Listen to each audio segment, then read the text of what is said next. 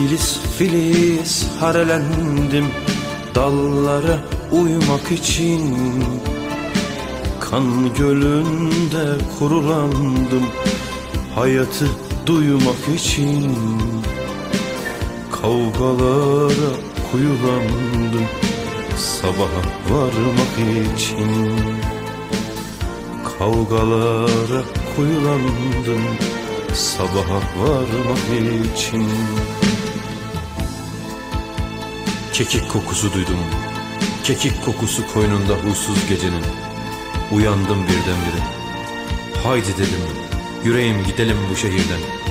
Bu şehir koparmak istiyor ben özlemlerimden. Yorgunum, çünkü yorgunluğumun yaşamak gibi bir anlamı var. Yine de yaşamaktan duyduğum mutluluğun tadına düşmanlarım ulaşamazlar.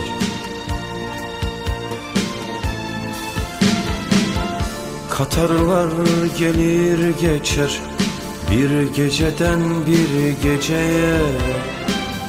Yüreğim yare yare iz bırakır bin acıya. Gün olur şafaklanır karanlıklar bin parçaya.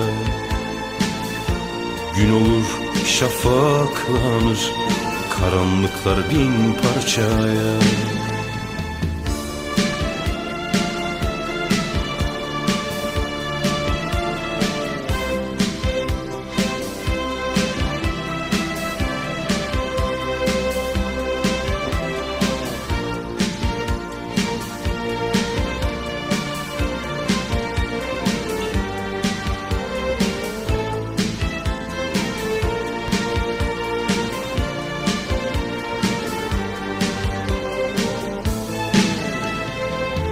Denizlerde dalgalandım taşları oymak için.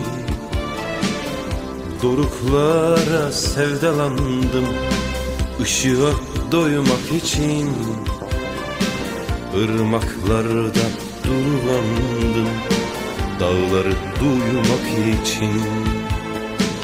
Irmaklarda durulandım dağları duymak için. Bir kuş çiz yavrum yüzüme gözyaşınla. Bir kuş tel tel kirpiklerin kanat olsun. Bir kuş çırpınan kalbi dudağımda. Bir kuş yavrum sıcaklığın beni bulsun. Bahar gelmiş balam benim, bahar gelmiş dayanmış. Dalda yaprak bebeciğim, suda köpük uyanmış. Kuzulara özenmiş kızım benim, körpe sesler dinlenmiş. Ay ışığında yanmış yavrucuğum, onun için beyazmış.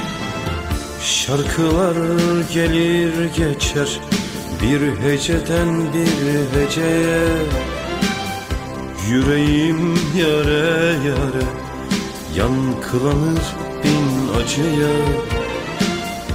Gün olur ufalanır karanlıklar bin parçaya.